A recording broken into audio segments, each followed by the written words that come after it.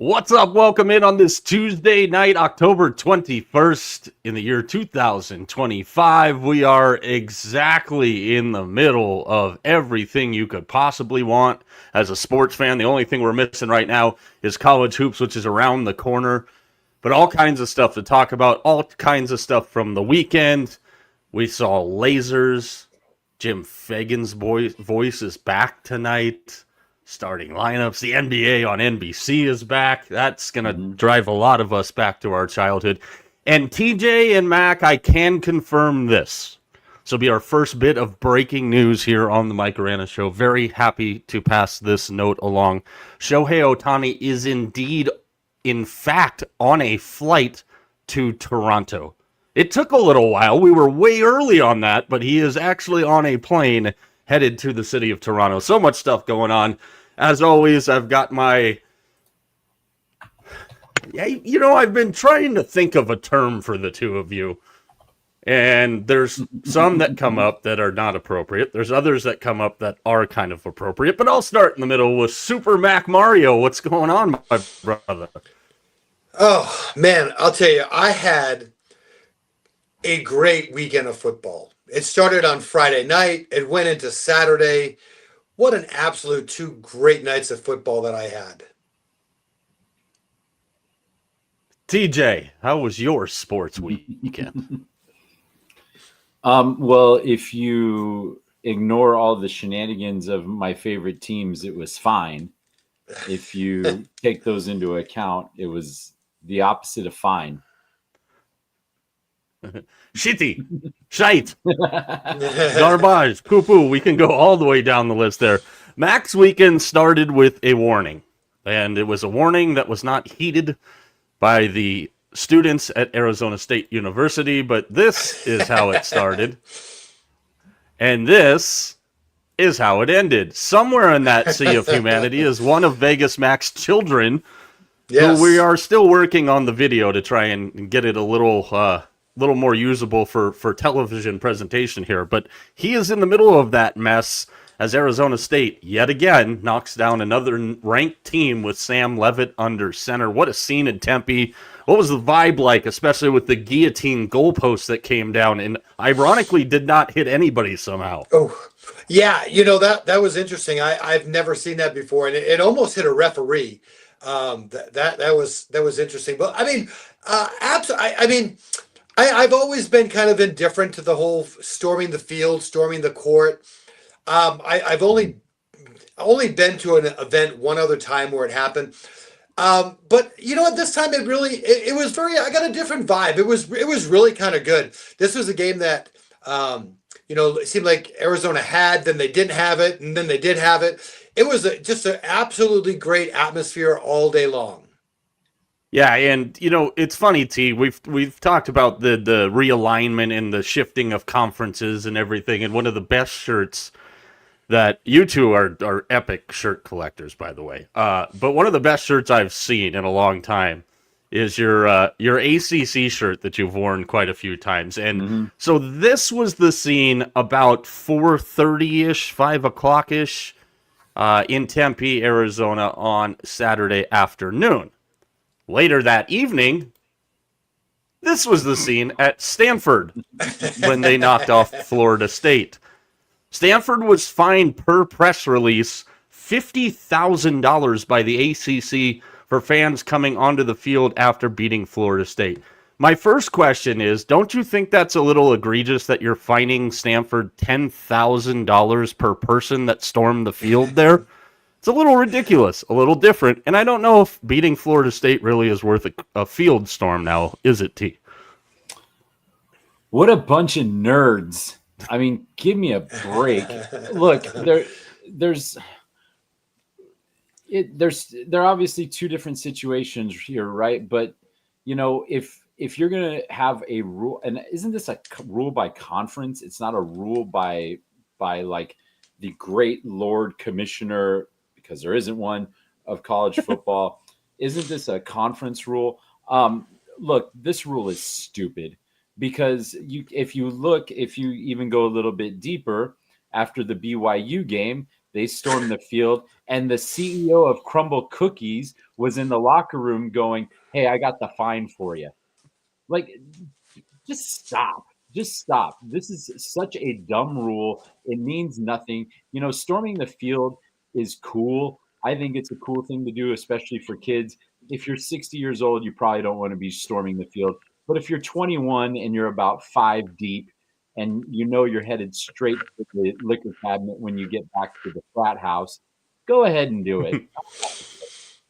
Yep, absolutely, man. And it's funny because it comes on a week where, we have this joint press conference in TJ's favorite conference and a conference that we're going to talk about here in just a second that's going to wreak havoc on the college football playoff.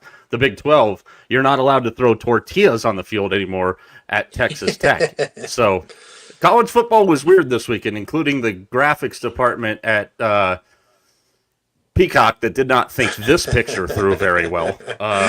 And there have been some great big turds in the Big Ten so far this season, but the college football world, guys, is crazy as it usually is about this time of the year. We are closing in on the dropping of the first CFP committee rankings. Ironically, on the same day of the NFL trade deadline, November 4th is when those come out. But you don't have to wait long to get into rankings that actually matter, because if you're a fan of this program, A, we appreciate you, and B, we've already been doing the work for them. There is your current up-to-date Mac-12 rankings. Alabama's third. The graphics guy didn't think that one through on the color there, but that's where we stand with our groupings, and I think over the next couple of weeks, guys, this is going to get really, really interesting. So before we get into the nuts and bolts of that, and we'll bring that back up in a second here, let's talk about some highlights of the weekend. And Mac, I know we kind of already talked about one, but just give us a little bit more of your POV and the atmosphere in the day out with your son at Mountain America Stadium. Sorry.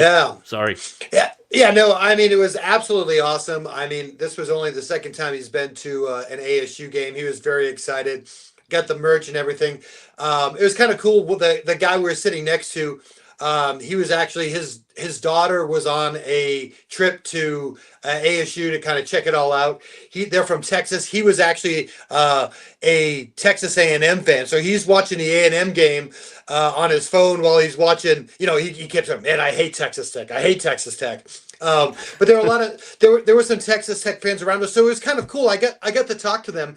So here's kind of my feel. My feel of the game was this. I felt personally that Texas Tech was really conservative. They were trying to establish the running game, and it just wasn't happening. And I understand that. I mean, ASU the week before, from a defensive standpoint, didn't show up against Utah, but they were ready. They were ready for this offense.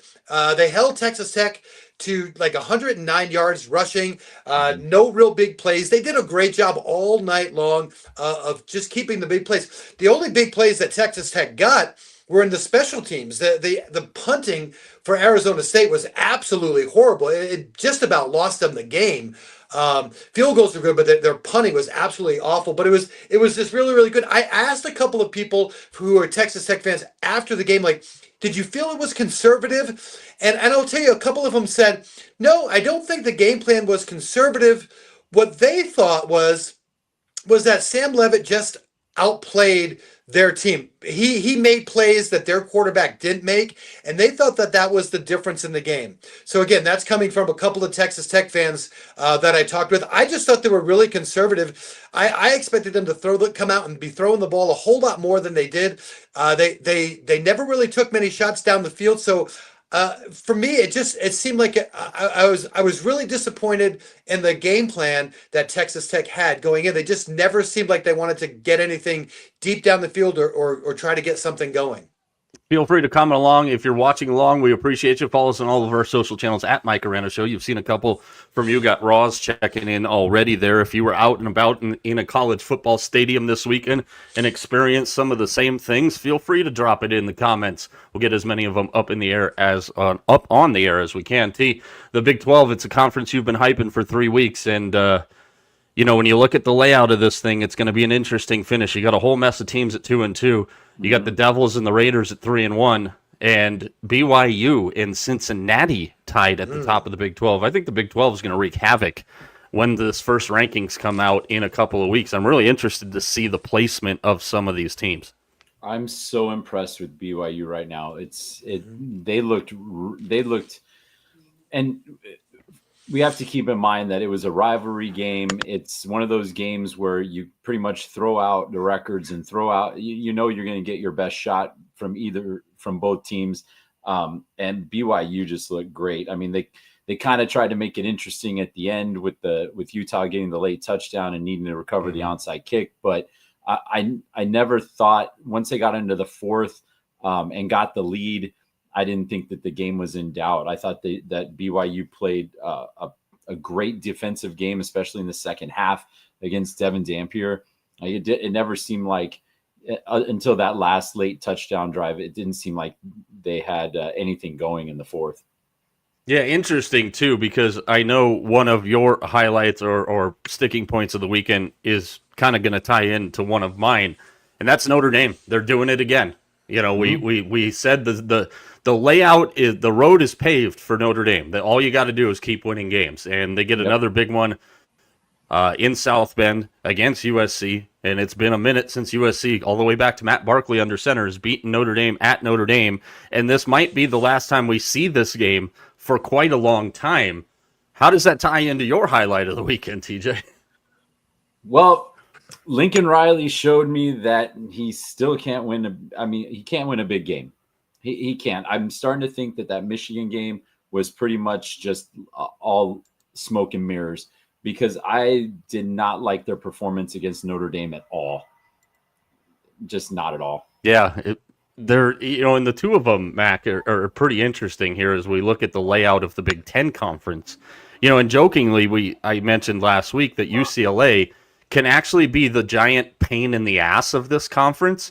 They sit at 3-1. They play Indiana this weekend, and that's going to be a game that a lot of people have eyes on. UCLA plays basically everybody that's kind of in contention for the Big Ten race right now. But for SC's case, a chance to get another win, get a big win up there, maybe plop themselves permanently in the rankings. Now they're on the outside looking in a whole mess of a tie in the Big 27 there. But interesting to see how the Big Ten Conference starts to lay itself out, Mac. Yeah, UCLA, they have themselves a nice 3-game winning streak, 3-1 in the conference, 3-4 overall. They've just kind of moved things around. Yeah, and like you said, I'm glad the audio glitched right there, Mac, when you were saying that, because it really doesn't sound true when you say UCLA is on a 3-game winning streak. I know, it's just the way it is. But listen, I mean, not only can they play, if we want to call it spoiler, let's be honest, they have a chance to win this conference with the schedule they have ahead and what they've done. They're right in it. This will be a big test this weekend. We'll see what happens after this weekend, and then we'll talk. If they're W4 when we're talking next week, then Houston, we have a problem. I think, Houston's got a problem this weekend. Yeah. It's Sam Levitt and the Sun Devils, but yeah. I think UCLA is going to get the freaking break speed off of them by Indiana this weekend. Guys, before we get into some actual forming of what the bracket could look like in the Mac-12 rankings, again, I'll finish with my last highlight of the weekend. And I love these stories because we get them in college football a lot. And this goes into your neck of the woods there, Vegas, Mac. Monty Quinn from Curry College, which is less than 10 miles south of Boston in the city of Milton, Massachusetts. Division III private school, 2,000 undergraduate students, okay? Walter Katz Field, 2,500 people. One of the greatest performances we've ever seen in college football history. Running back Monty Quinn ran for 500, yes, I said 522 yards, an NCAA record. First player to eclipse the 500-yard rushing mark. 71-27 victory for Curry over Nichols College, the Curry Colonels. What a freak. Can you imagine that, dude? Like 522 yards. I don't care what level of college you're at. You're at the college level and you're dropping Tecmo Bowl numbers. It's ridiculous. That's LT numbers right there. Holy smokes. That is what a performance that was. I had a Mac, couple of any days, experience at Curry College? No, you been there? can't say. I played against Nichols, though. I will say that. Nice. Yeah, I was gonna say I did have a couple of games like that, in my backyard. That's about it. With the Nerf ball. The turbo football in my front yard. I used to jump over Yeah, the neighbor's hedges thinking I was that's playing right. for the 49ers. Let's get That's into the about nuts it. and bolts here. I'll put this back up on the screen again for anybody that missed it. You saw it this morning if you're following us on our social channels. That is the current Mac 12 ranking. So if we were the committee, that's where we'd be right there. We'd be flipping a coin over LSU and Notre Dame. No, we wouldn't, because South Florida would knock out the 12th team in that spot under the current rules. So, guys, this is going to be an interesting thing here because the Alabama, Texas A&M, Georgia, Oklahoma, Ole Miss, LSU contingent from the SEC. And then you've got the top two dogs in Ohio State and Indiana from the Big Ten. And then you've got BYU looking to mess some stuff up, Georgia Tech and Miami, the two teams that probably get out of that from the ACC. I'm very interested, and we've talked about Haynes King and this Georgia Tech team a lot. A lot. Brent Key is doing a fantastic he's watching Brent Key do a fantastic job right now. This Georgia Tech team's a hell of a lot of fun to watch, man. Yeah, they are, and again, this is a team. I mean, if you look at what Georgia Tech, has the rest of this year, they have Syracuse, they have NC State, Boston College, if they still have a team. I mean, the biggest thing is Pittsburgh from a conference standpoint. They finished with sorry, they finished with Georgia. Bill O'Brien catches strays. Yeah, no joke. But this is a team that you could win the conference, and so Miami's got to be a little careful here because this is a team that could end up winning the conference. So, but they're a tough team to watch. They're not the flashy 2005 offense that you see out there, but they're just tough and they get it done. But yeah, they are fun to watch. Yeah, I'm not sure He's about not buying. See what I'm looking at, this. and I couldn't get this on. Go ahead, T. I'll say I'm not sure about this Georgia Tech team just quite yet. I want to see a little bit more sample size here. Like this is, I mean, the Clemson is definitely not as good as we thought they were going to be. They're kind of a circus right now. And then you've beaten who? Gardner Webb, Temple, Sleep Forest. Nice win against Virginia Tech, who can their coach, and Duke. Give me a bigger sample size here. Play somebody with a number in front, and let's see what happens. Yeah, and I think that's the kind of the interesting thing here is what do they do over the next 2 weeks before we get a chance to hear what the committee thinks of them and where they place them? Because right now, if you were looking for, and I don't know the tie-breaking scenarios because I don't have 6 months to take off to read the tie-breaking scenarios in college football right now. But right now, if you just looked at the top two dogs in the ACC, your ACC title game would actually be Georgia Tech and Virginia, who is kind of getting slept on a little bit at 6-1, number 16 in the country. Again, I think you can make a similar case for Virginia as T just made for Georgia Tech. There is they haven't really beaten anybody, and the Florida State thing doesn't help anybody if they keep dropping games. Speaking of coaches that could be looking for jobs, Mac. Yeah, that Florida State thing is just an absolute, disaster. They came out this week and said, we're not going to do anything till the end of the year. And Mike, we've had this conversation. If you're a football program and you're waiting till the end of the football season to decide whether or not you're going to keep your coach or lose your coach, you are now months behind the eight ball. You really are. You can't wait. If there's any indecision, it's just the way that the game is right now. If there's any indecision in your football program, if you don't take advantage and get a new coach or get the old coach out, the new coach in as soon as you possibly can, kids are going to bypass you at this point. It's just the way that it is. Well, I think the exact model that you follow there is exactly what Scott Strickland did at the University of Florida. I mean, he has masterfully handled how he hires coaches and fires coaches at that place, T. He fires and hires coaches like it's a bodily function right now, unfortunately. So Look, the economics of the game have changed such that what Max said is bang on. And it's hysterical to see. It's hysterical for me to see a school like Colorado State who decided to back up the Brinks truck for a guy to get 17 wins, and then you have to buy him out. Like, these buyouts are ridiculous, by the way. Can we just stop with this nonsense? I would love a job where I could go in there, suck for 4 years, and get a nice big $20 million check. But Colorado State's doing it because they're looking at the Pac-12 later on going, oh, hey, this is what we're looking for. And it's such a circus right now. How many coaches have been blown out? 7? I think it's 7. Here, let's test how good I am at keeping track of this. Virginia Tech, UCLA, Penn State, Florida, Arkansas, UAB, Oregon State, Colorado State, technically Kent State, now Colorado State. Yeah.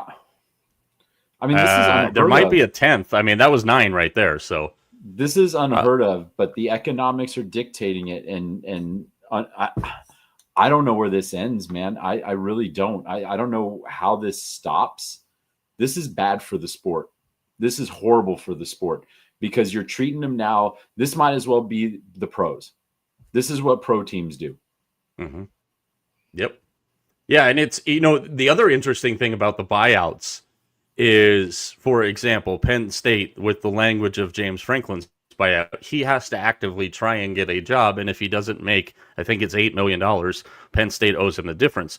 Whereas Billy Napier, his buyout, he gets a fat chunk of it in 30 days, can sit on his ass, or he can be hired to be a head coach for $4 million next year and start getting paid from that school in full and the Gators. So, and then we saw the Cignetti buyout, $93 million on his extension. So I think there's two things can be true here.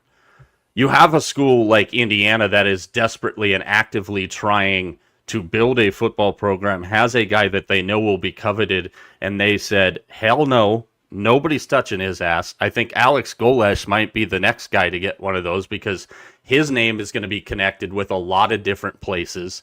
So I think that's the interesting thing, that the buyouts, how they're all structured. But you made a comment on Saturday that I thought really rang true, and I wanted to also get Mac's thoughts after you tell everybody what that was, about what you see happening now in college athletics, specifically when it comes to the coaches. Well, I'll be honest, I don't remember exactly what I said, but the coaches and the control was where you were going. Oh, with it. Thank you for the reminder. The coaches, they just don't. It's. I got you. The players have all the control now. The players are getting the NIL deals. The players are who's being listened to in the locker room. The players have the instant transfer option. The players can run to the transfer portal like Nico Iamaleava is right now, and that's why they have a 3-game winning streak. The coaches have no control. And why would I want to subject myself as a high school or a college coach? Why would I want to subject myself to an environment to get paid to have no control? Why would I do that? I think Nick Saban nailed it in bailing out when he did. And I think you're going to see, and I think you're going to see this year, a lot more coaches like what Tony Bennett did at Virginia on the basketball side. They're just going to go, you know what? I'm out. I'm not doing this anymore. I'm going to take my money and I'm going to go. Yep. Mac agrees. That's what that means. Mac agrees. Speechless. You left Max. Yes. You know how hard that is? I did. But I had to go get a new set of headphones. My headphones blocked out on me. Sorry about that. You're good. It's very interesting. You're right, T, 100%. I mean, I called it, like a totem pole. The coach used to be at the top of the totem pole, and the players were kind of down at the bottom, and the totem pole is kind of flipped. It's like you said, the players are now at the top, and you're right. I mean, and I think the trend that we're seeing this year with the coaches being fired, I just think it's going to continue year after year. But you're right. Some of these coaches are just going to be, it's almost, I don't know what the term is. You're not going to need a coach anymore.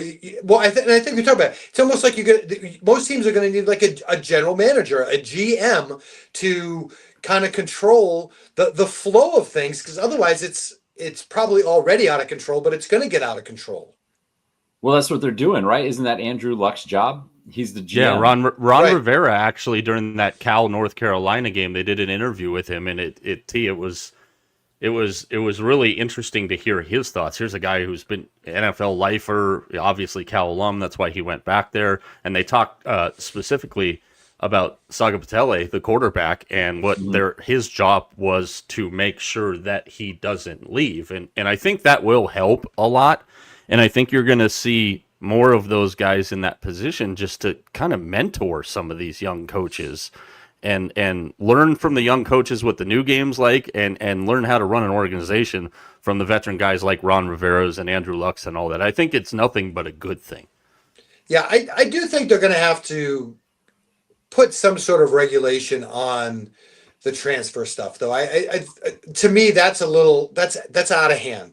That just it's too much. I mean, for guys just like, well, I'm not playing, I'm going to leave, I'm going to go here. I mean, you kind of joke about, somebody playing 4 years of whatever the sport is, they could play at 4 different schools. It just that to me doesn't seem right. I don't the NIL, the money, I get that. I don't mind that so much.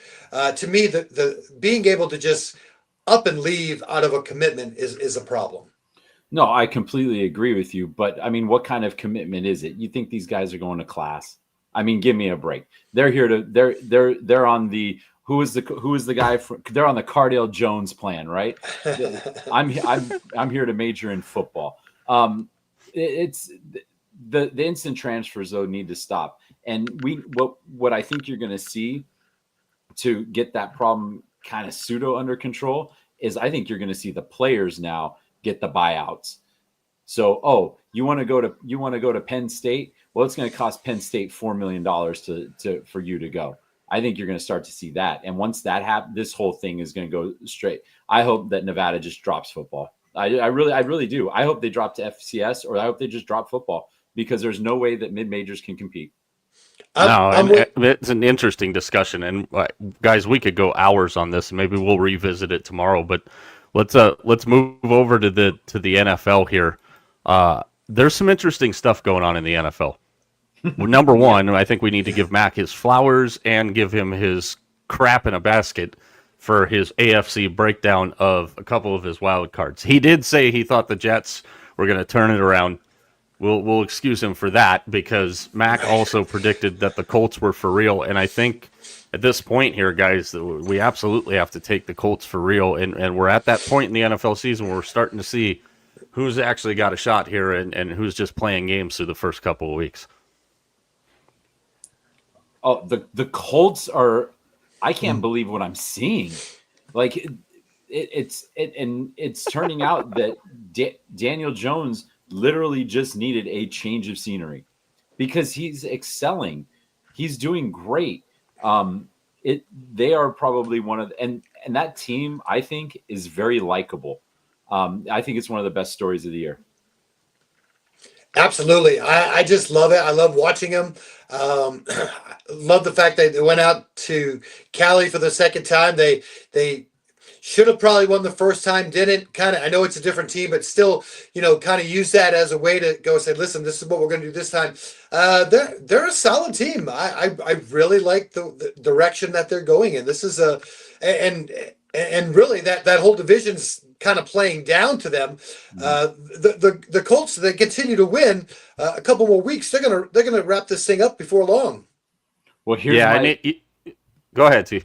I was gonna say, here's where I'll know. I love watching the Colts and everything, and I think they're a great story. But here's when I'll know: when they go to Jacksonville and win, because I don't believe they've won in Jacksonville in like a long time. Like I think it's been 10 or 12 years. Yeah, I think it's actually been 12 now. I know you're right though. It is a long time. And it's interesting as we look at this, because the first time I really ever look kind of at the standings and just kind of see where everybody's at when you've got the tiebreakers and all that fun stuff in there, is right about this week. And if you were to seed the AFC in order in the playoffs right now, you would have Colts, Patriots, Broncos, Steelers. There's your division winners, your 1 through 4. Bills, Chargers, Jaguars, with the Chiefs, then Bengals on the outside looking in. If you flipped it over the NFC side, a rare occurrence where a 4-1-1 team is seated higher than 3-5 or 4-5-2 teams that are chasing them, and that would be the Packers as your top seed. San Francisco 2, Philadelphia 3, Tampa Bay 4, Detroit 5, Seattle 6, and the Rams 7. So again, in the current scenario as we sit, you've got 3 teams out of the NFC West there on the NFC side. The Bears would actually be the first team on the outside looking in, and my Carolina Panthers would be the second team on the outside looking in. Buffalo fans, we'll talk about this tomorrow, but I don't think you're going to just push over this Panthers team, especially if Rico Dowdle gets loose with that run defense in Buffalo that could not stop me. But I do have some good news for Bills fans. We'll get to that in a little bit here. Let's go through some trust issues because it's Tuesday. I'll start in the middle with TJ. Give me some trust issues in the NFL right now. Who stands out to you? Man, it's a team that I love to hate the most. I got such a joy out of getting home on Sunday afternoon and watching the Colts just wipe the floor with the Chargers. But my team is the Chargers, and my team is the Chargers because they came out of the gates like super hot, but I think the injuries are just catching up to this team. And I think they really miss Hampton. I think that they've missed Johnson for the last couple of weeks. I think they're starting to hit that point in the season where they need the depth players to rise up and make a difference for this team. Otherwise, it's going to be very close for them to make the playoffs. Yeah, no easy task for the Bolts this week, being as injured as they are as the Vikings come rolling into town on Thursday night football. Mac, where do your trust issues lie at this point in the season? What the hell is going on in Miami? Nobody. I mean, I just not only just what's going on in the field, but the press conferences are I can't put my finger on it. They don't even make sense. It's must-see TV, man. What are you talking about? It is absolutely just bonkers. It's terrible on the field. It's terrible off the field. It's embarrassing for that franchise, what's going on right now on and off the field. I just don't get it. I mean, I sit there and I try to understand what they're saying, and like nothing is making sense at all. There's a lot of boxes that are unchecked right now in Miami.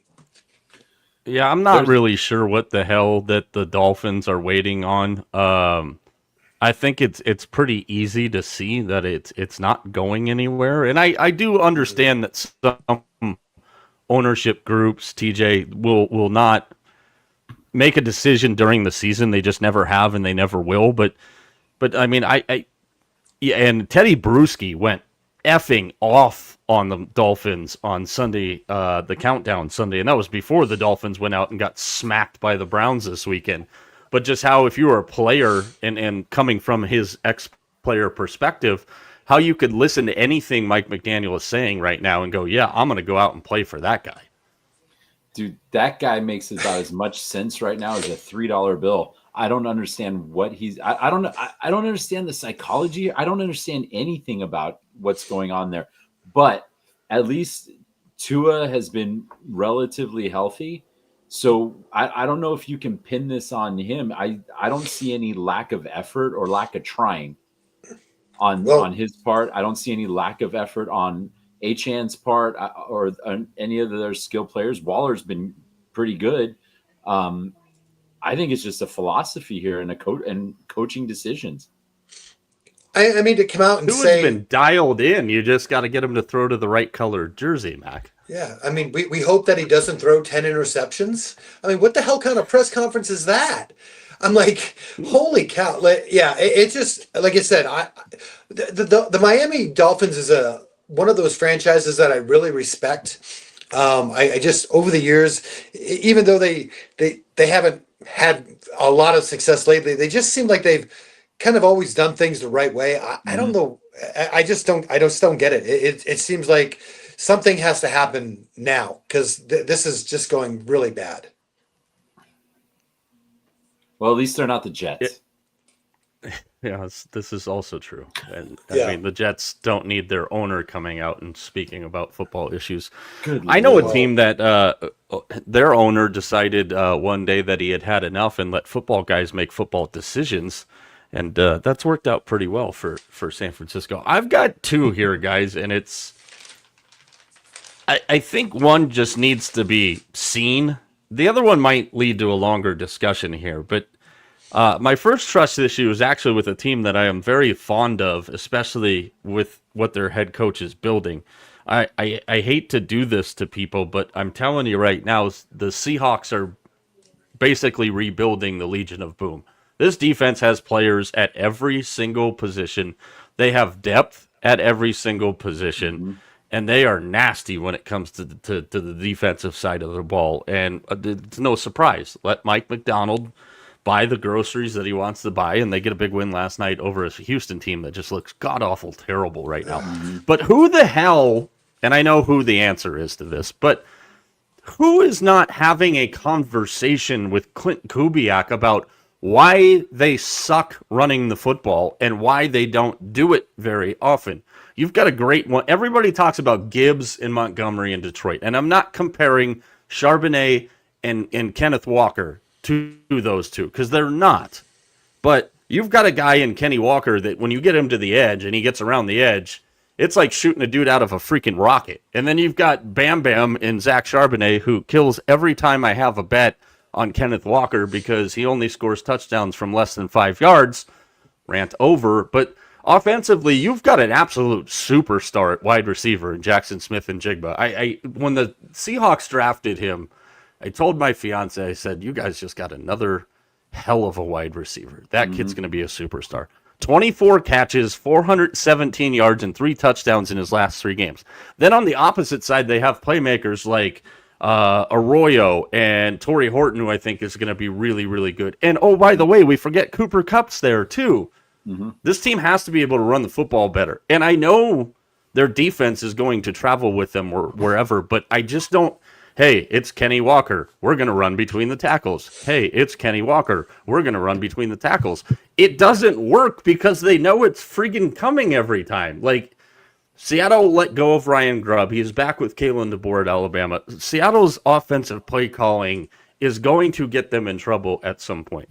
The other one that I think probably leads to a bigger discussion, and this is going to sound crazy to both of you, that I have trust issues with the 5-2 football team, and it's the Denver Broncos.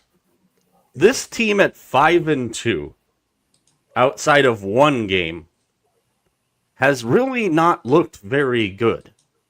They've looked disjointed, they've looked out of sync, and they're 5-2, which is great for them, and it puts them in first in the NFC or in the AFC West. There's just something not jiving about this Broncos team. I'll go T to Mac on this one. No, I think that's completely fair. I mean, when you look at their margin of victory, other than the Bengals game, which you're playing a Bengals team that was just couldn't do anything right, and that happens once in a while. I mean, the wins have not been impressive, and the teams that they have done it against. I mean, the Eagles, that was a good win, but beating the Jets by 2. That's not how. And then you had to rely on putting up a Tecmo Bowl number in the 4th quarter to win a game against the Giants at home. Like That was fucking wild. Oh yeah, and I'll give Bo Nix all the credit for helping that team come back, but you shouldn't be in that position as a 5-2 football team. You just shouldn't. Mac, comments on the Broncos and then your other team that you have trust issues with. Yeah, it's kind of funny. I keep waiting to see the maturation of Bo Nix, and I don't feel like I'm seeing it. So I don't know. I mean, kudos to them. I mean, I know everyone's kind of bagging on the fact that they had to come from behind to win that game. But I mean, I guess the good thing is that they did come back and win that game. But I don't see the maturation in Bo Nix yet. Yeah, I think I that's a mean, fair point there. I mean, I looked at their stats, before we got on the air, and it's like, I know I wrote it down for a reason, and I went back through my notes from this weekend and watching all the games and stuff, and I saw it. I'm like, and it wasn't even like because they were losing to the Giants. Like, I think the Giants are going to be a pain in the ass to a lot of the teams in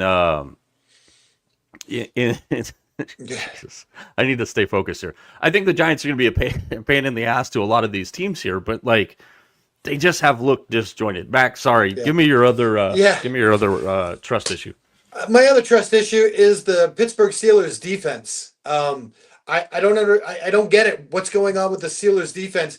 In 3 of the 6 games, the teams have scored over 30 points in those games. This is the Steelers defense is supposed to be one thing. It's supposed to be consistent, and they're not. They're very, very inconsistent. I worry about that, especially this week, even with Green Bay. But there's something wrong with the Steelers defense. It's not right. Yeah, Sunday night's going to be must see TV. I'm not. Everybody's going to talk about Rodgers against the Packers. Like the game's in Pittsburgh, you morons. Like if this was in Green Bay, I'd care. I more care that I want to see who's who in this game because the Packers are another team. And I think the ultimate comment I would make is something we made last week, that everybody's just kind of mid here, which makes me lead us to our final point on the NFL tonight, guys. If we were to, hey, let's spend my money here. I had a good week last week. If you were to put my money on $100 on a guy to win MVP at this point of the season, who would it be and why? And we'll go Mac, TJ, and me. All right, I'm going with Jonathan Taylor. This guy is cooking every single freaking week. He is on fire. Almost 700 yards on the ground, 10 touchdowns. Colts are going to win the division. Who knows what else they're going to win? They could be a #1 seed. Listen, I get the MVP really is Latin for quarterback award, but listen, I don't really care about that. Jonathan Cook Taylor, baby. That's where we're going. Jonathan Cook Taylor. I saw that you wrote that in the show notes, and I couldn't figure out if you were confused between the two, if you were combining the two of them, or how you were doing that. I got to give you credit because that was one hell of a way to get back to that. Yeah, absolutely. Well done. T, who do you got for MVP if you had to make it right now? If I had to do it right now, this past Monday night, notwithstanding, I give it to Baker Mayfield. I've seen a lot from this guy with the comebacks this year, and I've said it before to my buddies. I think I might have said it in the group chat here, but Tampa Bay could not have picked a better quarterback to succeed Tom Brady than Baker Mayfield. He was a guy who everybody had cast off as onto the scrap heap. The Bucs take a chance on him. He bets on himself for a year. The team goes to the playoffs. They reward him with an extension, and the dude just wins. He just grinds and he wins, and he's a good dude in the community. I love this guy. I'm a big Baker Mayfield fan. I would give it to him. I had a stat here that goes with Jonathan Taylor Cook. I think is more descriptive for our audience here, but I can't find it, of course, in my plethora of freaking notes. I might have retweeted it on our show page at Mike Arana Show, but Jonathan Taylor has more 3-touchdown games this year than like 2 teams in the league, and I wanted to like specify who they were. Can't find it anywhere, but that's the kind of year that Jonathan Taylor's having. Mine, if I had to bet it right now,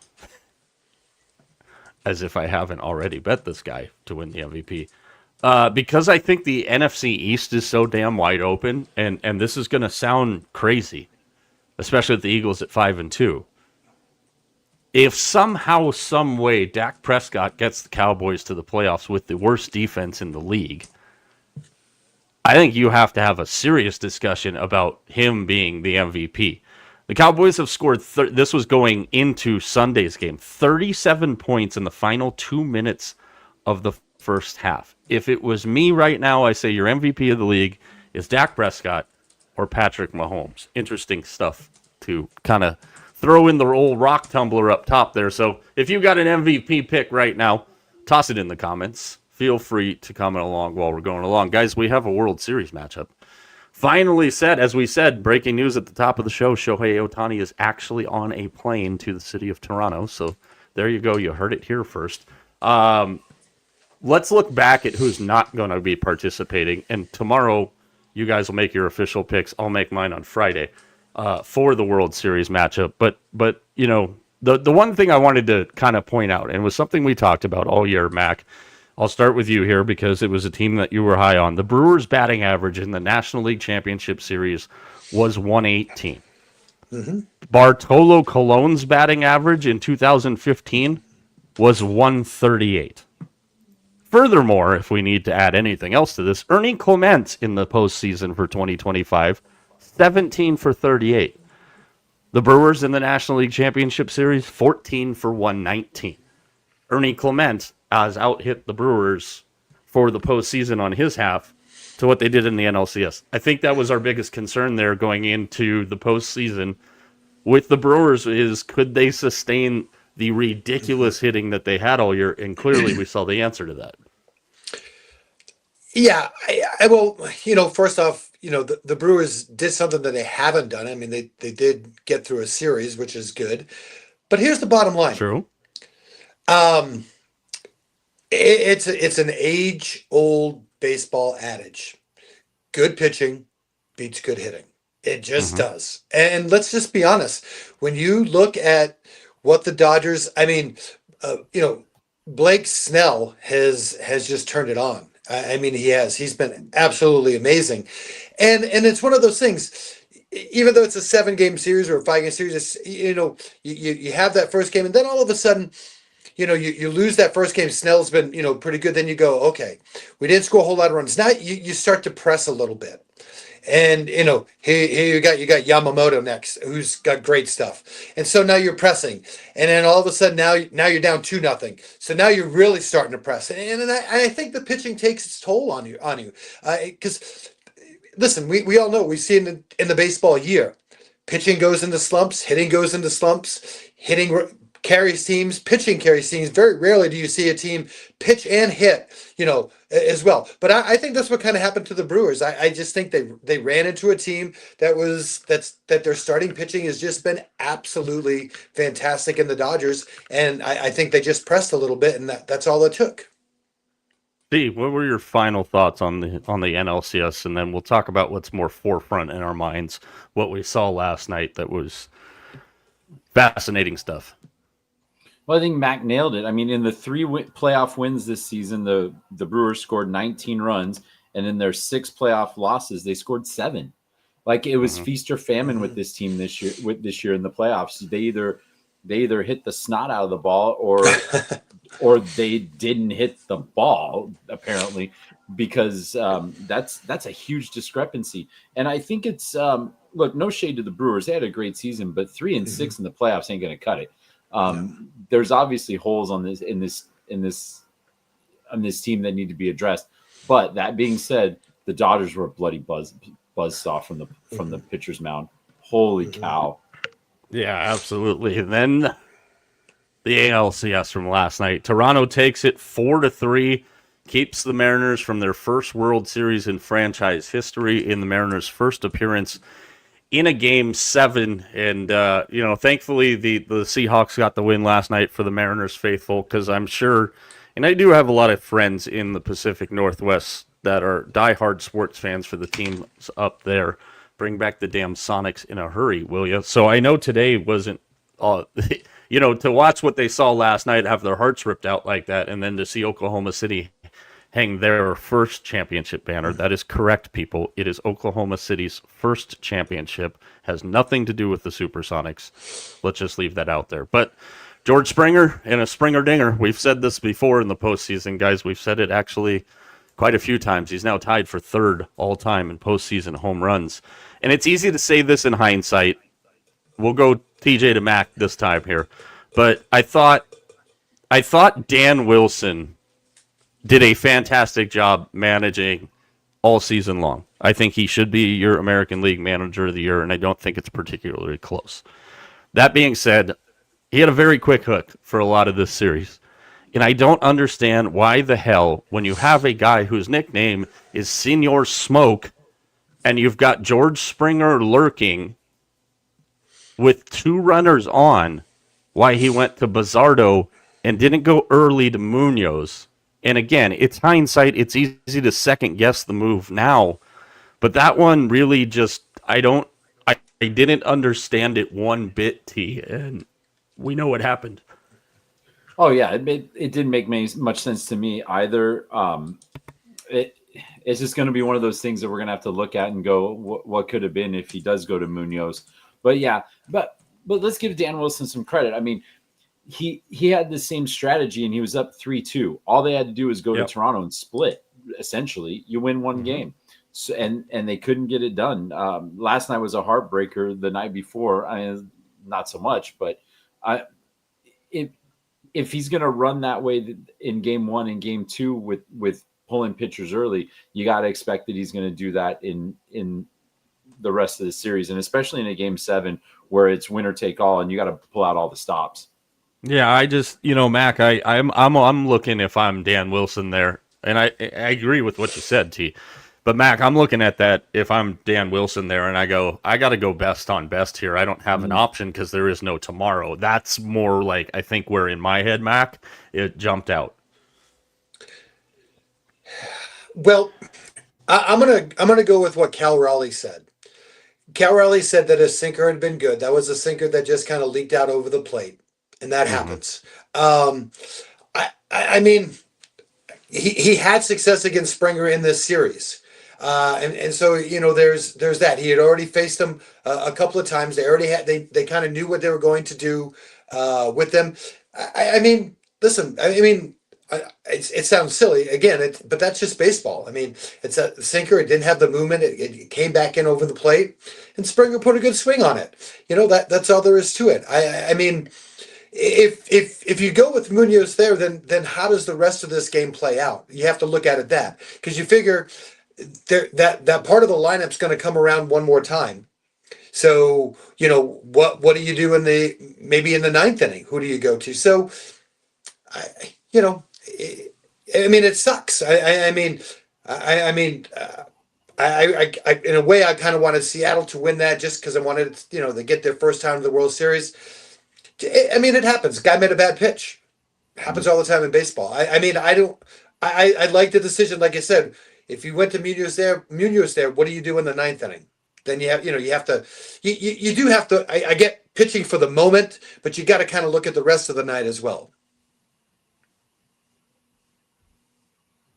Yeah, I mean, I get it. And again, it's hindsight, so it's easy to kind of second guess, and I just go back to like when the Giants went on their little bit of a run there, and Bruce Bochy took that approach of, hey, I'm going best on best all the time, and obviously we saw what it did for them. Interesting offseason, guys, for Seattle here. Naylor and Suarez, who were absolutely a massive part of the reason why they went on the run that they went on, they're free agents. Garver's got a $12 million mutual option. Polanco has an $8 million player option, and the aforementioned Senor Smoke, Munoz, has a $7 million team option here. So this is the what sticks in the craw, if you will, of Seattle fans, especially when it comes to the Mariners here, is now we see the Mariners coming off of a Game 7 ALCS loss, going into an offseason where they don't really need a whole lot there. And are they going to spend the money to retain Naylor and Suarez? Because I do think they need both of them. I know they have some kids coming up the pike, but that's the thing every year with Mariners fans. Are you going to spend the money, or are we going to go, cool, we made a bunch of profit, we got really far, and now we're just, hey, if we go 500 next year, no big deal. Yeah, we'll sell some more signage to Nintendo and call it a year. These patches are awful.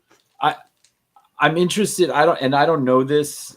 This is just what's their contracts on their pitching like right now, because I think that's almost as important. If they've got those guys locked up, then yeah. But I'm not sure what the Mariners are going to do. I mean, I'm expecting a little bit of regression from them. I'm not expecting the tailspin that the Astros went into. I wasn't expecting the Rangers to crap out at the end. And then you got the other two clown shows. I expect the A's to be better, way better next year, depending on where they're playing. And then there's the rest of the teams. But it is the question, right? Are they going to spend the money to bring all these guys back? Because that 90 wins was pretty impressive. Mm-hmm. I truly expect Seattle to move one of those starting pitchers to shore up their offense a little bit. I mean, Naylor did a good job for him at first base, whether they bring him back or not. But I know that's a spot that they were really looking to upgrade. I would not be surprised that one of these starters doesn't get moved, especially for maybe a first baseman. And then they got to worry, are they going to, I don't know that they're going to be able to re-sign Suarez. That's going to be another one as well. So they've got some work to do. Castillo till 2027. Gilbert was on a 1 year for this year to avoid arbitration. Future years still be determined. Kirby, same situation with Kirby. We just talked about Munoz. That's all I got for you, at least as of right now. So definitely some situations there, but I can see kind of like Mac, your point in maybe moving somebody if they choose not to re-sign Naylor, the base freaking wizard thief that he is. Ricky Henderson. Amazing. Yeah, no shit. Really, really kind of interesting there. So without going into too many details, because again, tomorrow night I'll have you two make your official picks on this. We'll talk a little bit more specifically about the matchup, but just a couple of things here before we get to some liquid locks and get up on out of here for the evening. This is still mind-blowing to me, but this guy is finally going to a World Series. For those of you youngins out there, that is Donnie Baseball, Don Mattingly. 40 years in Major League Baseball. I was 1 year old when he broke into Major League Baseball, finally going to a World Series, ironically with the Toronto Blue Jays, but his years as a manager, his years as a coach, and the years as a player, really happy for one of the all-time best. And it's still, every time I read that, and I read it every year, guys, every year that he's never been to a World Series blows my effing mind. I know. I just I saw that again today, and I wrote it down, and it just it doesn't seem right. But it's one of those things. He wasn't on the great Yankees teams. He was kind of towards the tail end of those Yankees teams where they had some playoff games, but they no World Series games. But yeah, I mean, man, oh man, what a great hitter he was. Mm-hmm. Yeah, absolutely amazing. This one I clipped specifically for you, T.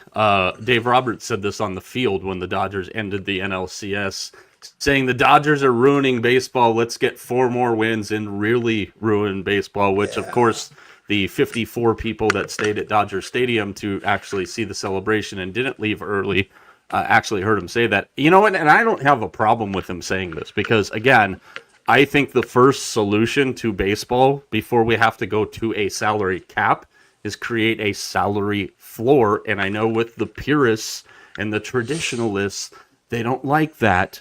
But I don't think the Dodgers are ruining baseball, nor are the Mets. And you see where the Mets were this whole postseason. I think a salary floor would be a highly effective move to avoid a salary cap. And that a floor would be in the player's best interest, T, because it raises the prices for all the players.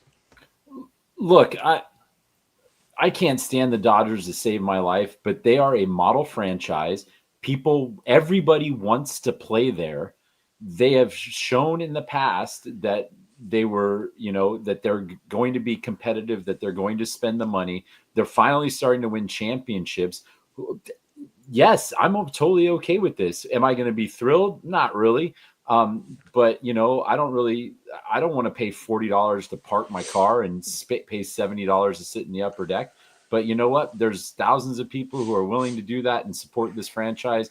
God bless him. And yeah, kudos to Dave Roberts. He's being truthful. And I don't want to give the whole thing away, but I believe my prediction at the beginning of the season was a Dodger World Series win.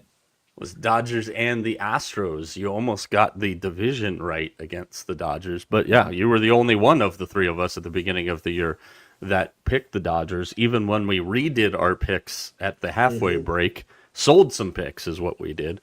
You stayed with it. So, yeah, I mean, it's interesting, Mac, and it's a debate we have all the time, especially in baseball. And, again, the Brewers-Dodgers series, as Jeff Pass and I talked about this on Friday's show, he wrote a hell of an article talking about, hey, if the Brewers can win this series, maybe that goes a long way to not having a work stoppage in 2027.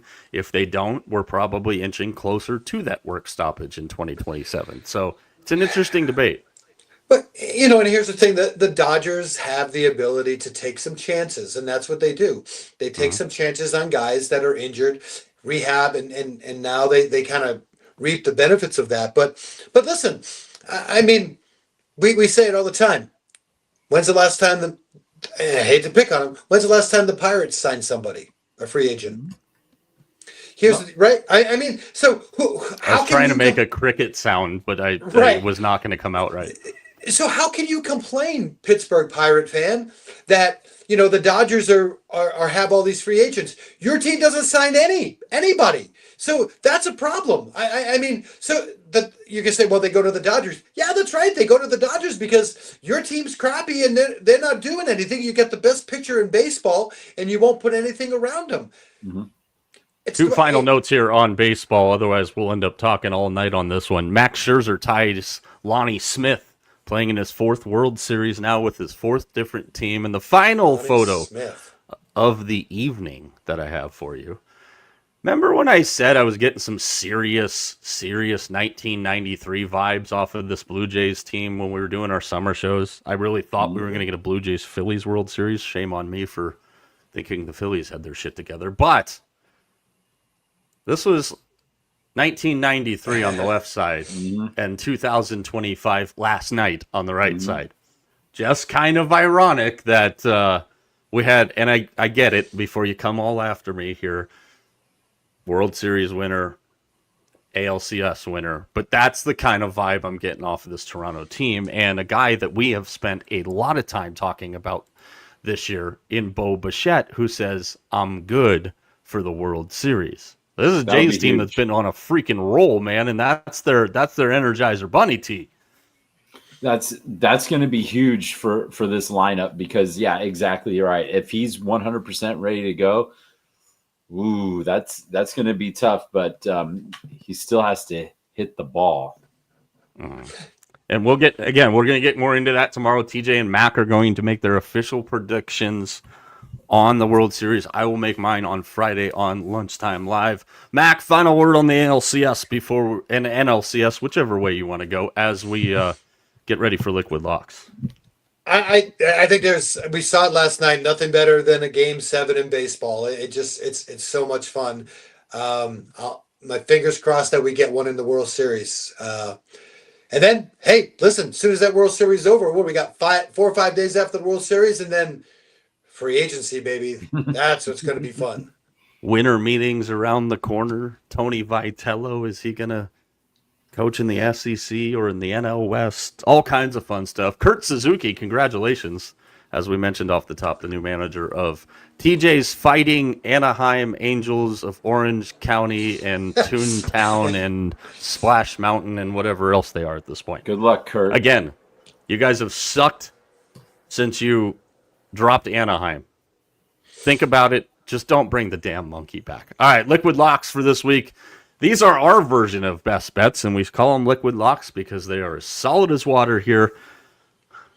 Me, then TJ, and then, of course, in customary fashion, Vegas Mac. I got a basketball theme for you here, too, because it is opening night of the NBA. 2 teams that I'm looking over win totals this year.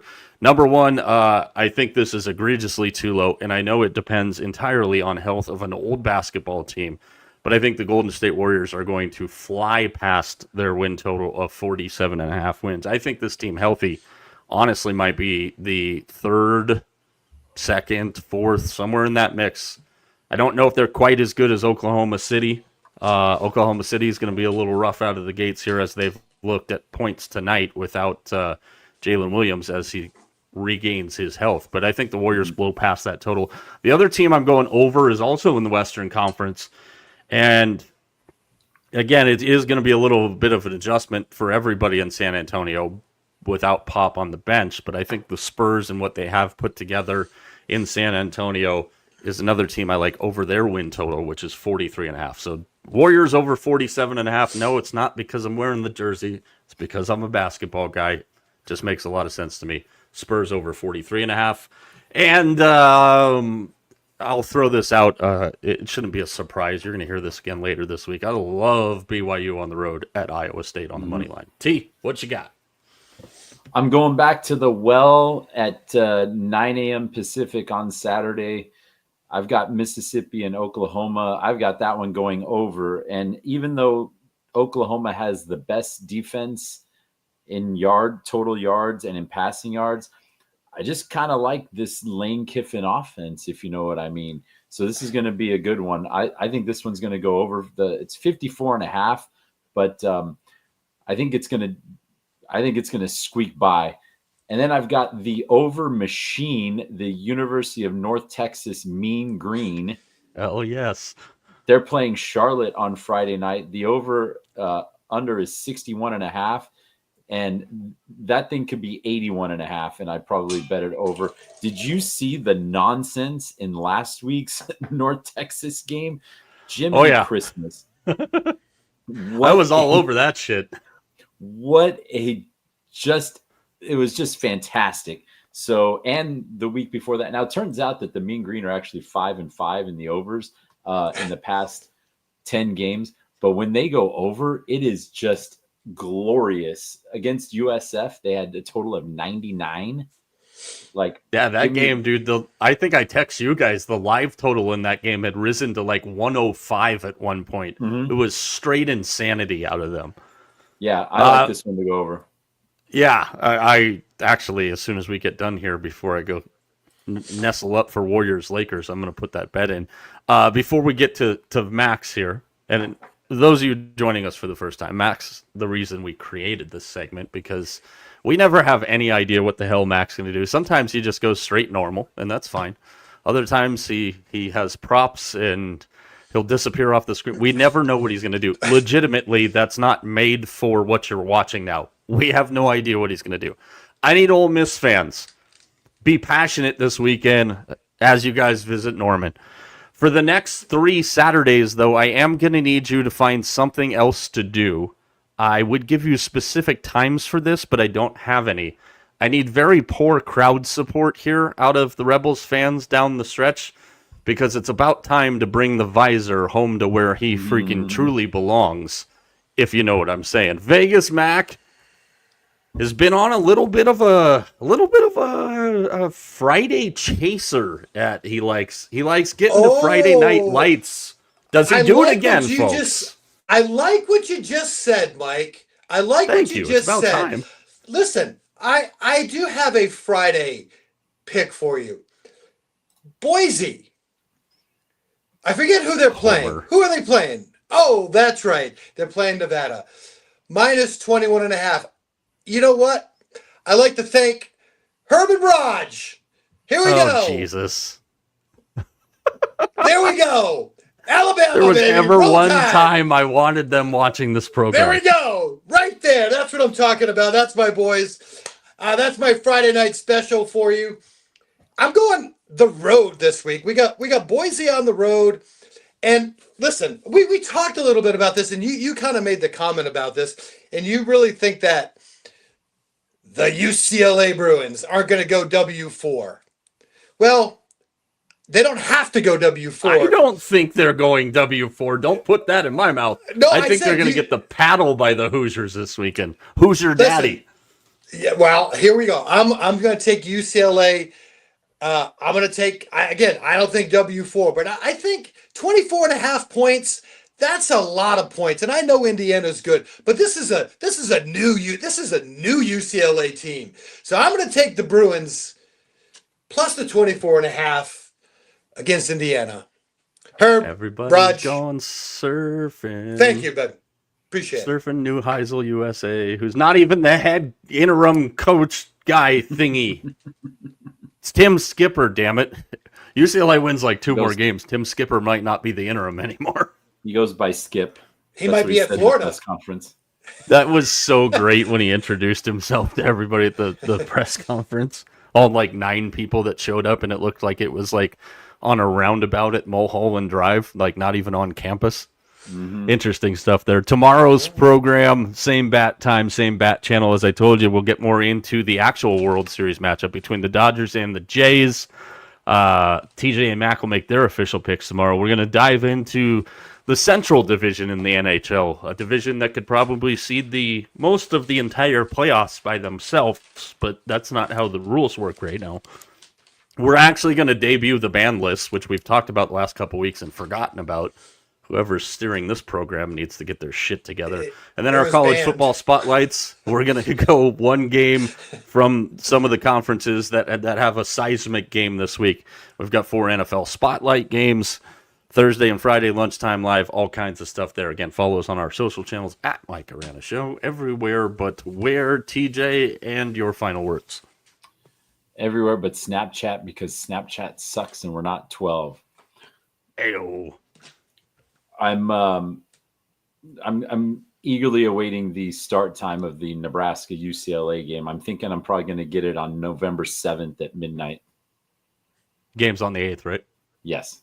Yeah. That might be a little early, dude. That might be a little early.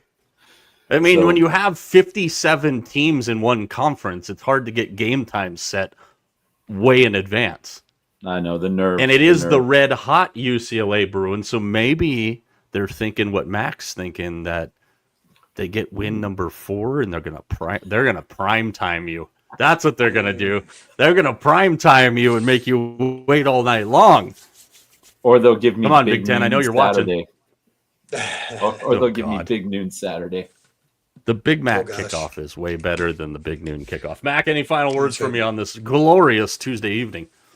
Absolutely. Listen, if you're at a game and your team wins and you get a chance to storm the field. Do it, folks. It's a great thing. I'm telling you, it was so much fun to watch and see. You got to do it. I changed my mind on this. Storm the field, storm the court, do it. I'm not going to give you any spoilers here, but get your ass on over to Peacock. Tight game, late fourth quarter between the Rockets and the Thunder, the defending champion Thunder. Brad Marchand's return to Boston is pretty interesting right now. Another game you want to try and find, that one is on the 4-Letter Network. So lots of stuff tomorrow. Social channels tomorrow. Mac's Big Spread. TJ's got some hockey notes. And then we'll be back with you again tomorrow evening and do the thing that we do. For everybody behind the scenes, for TJ, for Vegas Mac, and Mike, you know the drill.